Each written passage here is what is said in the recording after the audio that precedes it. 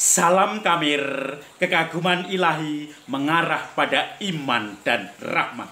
Saudara-saudari, setiap keluarga tentu saja berharap mempunyai anak, mempunyai keturunan, dan anak ini menjadikan sesuatu penghiburan. Tentu saja kita juga bisa melihat bagaimana kalaupun orang tidak dikaruniai putra, dia masih juga bisa mencintai anak itu. Anak mungkin dari keponakan atau dari apapun.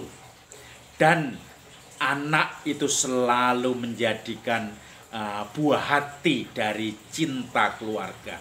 Kalau misalnya dia ada kecelakaan, ada sakit, ada kekurangan yang membahagiakan anak, tentu saja orang tua akan pasang badan untuk melindunginya karena cintanya pada anak.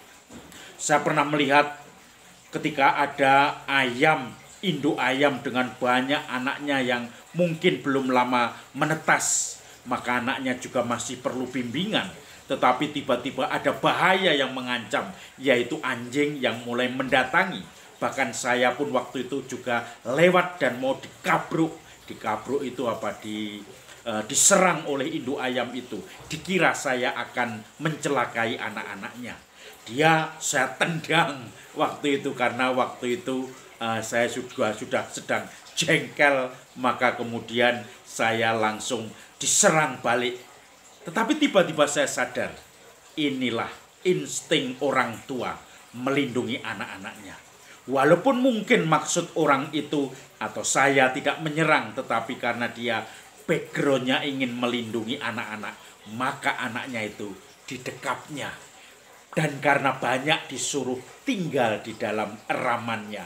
Dan kemudian kita semua yang mendekat dikira musuh. Padahal mau ngasih makan. Nah, saudara-saudari yang terkasih.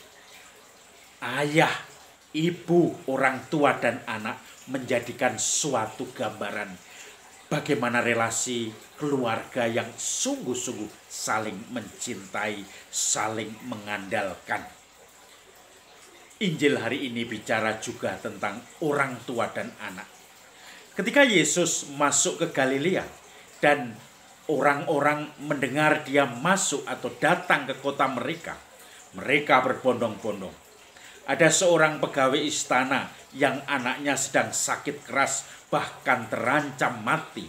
Maka bapak itu kemudian datang menemui Yesus. Tuhan, Engkau sembuhkanlah anakku. Dan Yesus mengatakan, anakmu tidak akan mati. Lalu orang tua itu pun percaya dan dia pulang. Tetapi di tengah jalan pegawai-pegawainya sudah menyusul dan mengatakan, anakmu hidup. Jam berapa tadi dia mulai sehat lagi? Jam sekian, jam 1 siang. Lalu orang tua itu, pegawai istana itu mulai ingat bahwa jam-jam waktu-waktu itu Yesus mengatakan anakmu akan hidup. Lalu dia pun memuji dan memuliakan Tuhan. Dan dia bersama seluruh isi keluarganya memuliakan Tuhan, percaya kepada Yesus. Dan ini merupakan tanda kedua yang dibuat oleh Yesus. Saudara-saudari yang terkasih, menarik bagaimana orang tua dan anak begitu rela berkorban orang tua itu demi kesejahteraan anak, demi kebahagiaan anak, demi perlindungan dan keselamatan anak. Maka anak itu yang akhirnya didoakan menjadi sembuh. Dan apa akibatnya setelah orang tua itu, bapak itu berjumpa dengan Yesus? Dia seisi rumahnya bertobat, percaya kepada Tuhan.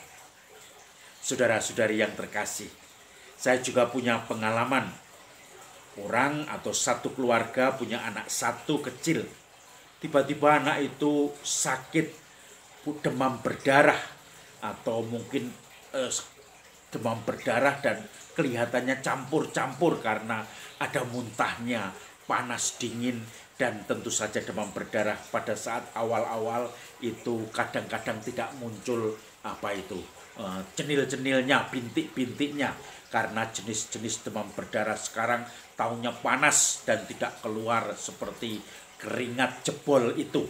Tetapi ternyata dia mulai menurun dan bahkan terancam gawat untuk dipanggil Tuhan karena kemudian trombositnya semakin habis.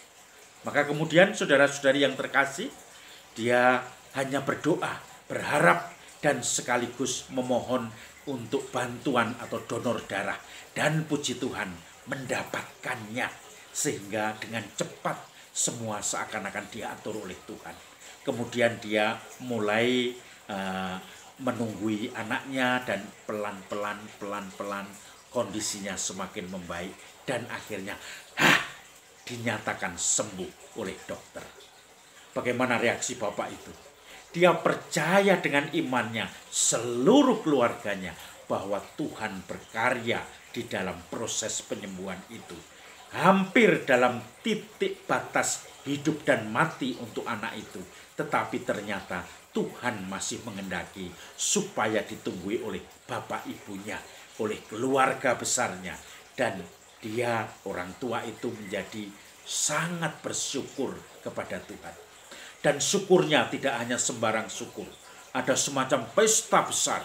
Dia kemudian ingin mengatakan bahwa karena keajaiban Tuhan, maka saya dan khususnya anak saya diselamatkan. Lalu kemudian dia mengundang banyak orang dan berpesta di situ. Mengajak makan bersama. Dan disitulah saudara-saudari, syukur kepada Tuhan. Syukur yang ingin berbagi dengan makanan, yang ingin berbagi dengan segala kegembiraan. Dan itulah ungkapan perjumpaan pribadi dengan Tuhan yang mengubah hidupnya dan menjadi ungkapan kegembiraan iman. Dan ternyata warga yang diundang dalam syukur itu pun juga ikut bergembira bersama di dalam satu ekaristi syukur. Semoga kita pun juga menemukan cinta Tuhan itu. Entah itu yang dipakai oleh tetangga kita, oleh diri kita sendiri, oleh orang tua kita, anak kita, keluarga kita. Sehingga kita pun seperti keluarga tadi, bersyukur, tidak harus berpesta, tetapi hati yang selalu mengarahkan kepada Tuhan dan selalu membuat Tuhan sebagai raja di dalam keluarganya. Salam Kamir, kekaguman ilahi mengarah pada iman dan rahmat.